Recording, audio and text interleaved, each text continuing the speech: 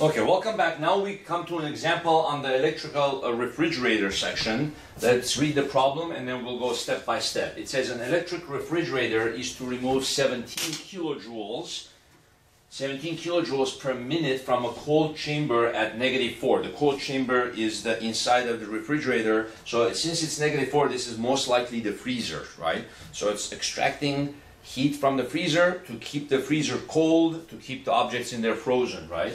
And then it exhausts that energy into the room at 20 degrees Celsius.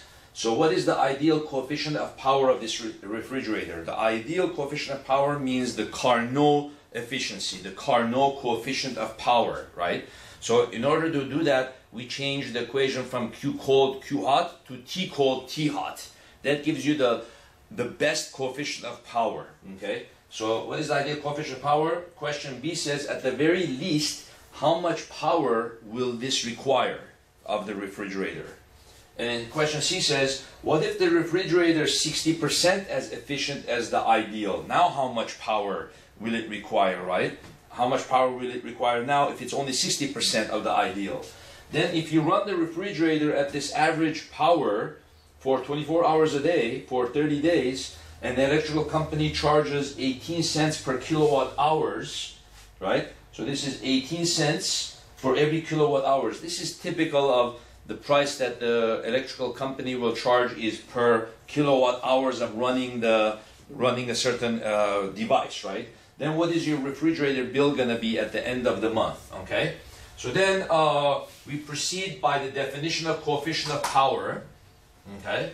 So let's erase whatever we can here. The coefficient of power in a refrigerator mode was what? The definition. Q cold over work in, right? Q cold over work in. Okay, and then remember we wrote work in as Q hot minus Q cold, right? So then we have here coefficient of power refrigerator, work in is Q hot minus Q cold, right? So then what we can do is we can say the ideal, the highest coefficient of power possible. Remember, the higher the coefficient of power, the better. Infinity is not possible, but if we can get the coefficient of power to be 3, 4, 5, the higher the better, right? So we're going to say the ideal coefficient of power is equal to, that means the maximum, right? So let's put it here. Coefficient of power maximum.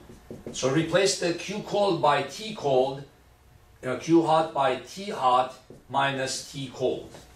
Okay?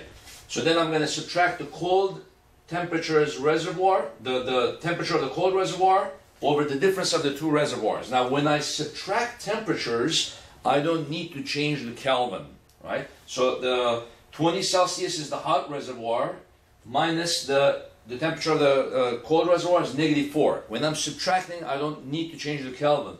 But on the top where I have T cold, I have to change that to Kelvin, right? So then let's write the 17 kilojoules. What does the 17 kilojoules mean? That's the amount of heat that it's extracting from the cold reservoir, right?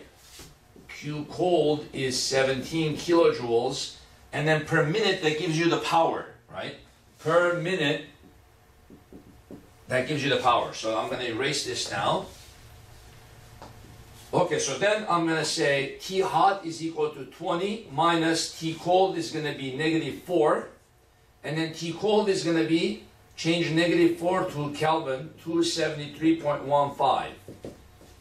Right? So you add 273.15 to the Celsius scale, that gives you the T cold. Okay? Okay, that's actually really high for a refrigerator. Good refrigerators are probably 5 or 6 really good refrigerators. So 11 is way too high, but that's the ideal maximum coefficient of power, right? So we answered question A, is the 11.2 is the maximum ideal coefficient of power. At the very least, how much power will it require? Okay, so then we're gonna go back to this equation, right? And then remember, coefficient of power is equal to Q cold over work in. Now we can make this into power equations, we can say coefficient of power is equal to power cold over power in. Okay? So power cold is how much energy you're taking per unit time. So it's what are you taking? 17 kilojoules of energy. So that's power cold is going to be 17 kilojoules, 17,000 joules. Then per minute, that's going to be per 60 seconds. Okay? So over power in. Okay? So let's convert this 17 kilojoules per minute. That's going to be 17,000 divided by 60. That's going to be 283.3 watts. So in other words, this original data that it told us that it's got to extract 17 kilojoules per minute, that was equivalent to saying that it's going to extract 283 watts. Okay? Now see, what if the refrigerator is 60% as efficient as ideal? So even though we don't use efficiency for refrigerators, we can still use the word efficient. Well, what does that mean? The coefficient of power is 0.6 of 11.2. So it's not as high as 11.2. Okay, so it's not running as efficiently. So then what would be the coefficient of power of that refrigerator? Yeah, it'll be 0.6 of 11.2, right? So what is that going to be? 12, 1, 6, 7, and then 6, right? Watts. Okay? So whereas this is 25.3 watts, this is 42.2 watts, right? We're going to have to put in more power because we're 60% as efficient as the Carnot efficiency. Now, if you run the refrigerator at this average power for 24 hours a day for 30 days, and the electrical company charges 18 cents for kilowatt hours. So let's calculate that. So if we are running the refrigerator at 42.2 watts, right? So 42.2 watts, so 42.2 joules per second, right? That's the power that we are putting into our refrigerator, okay? So now let's see. If I multiply this by, right? 3,600 seconds isn't in an hour. Okay. Then 24 hours in a day. Then we have 30 days in a month. So during the course of the month, how much energy will I have utilized? Okay. So let's calculate that. Okay, so the total energy is equal to power times time, right? So you're taking the power and multiplying it by time. So I took the 42.2 watts and then converted to joules per second, that's the meaning of watts. So 42.2 times 3,600 times 24 times 30. So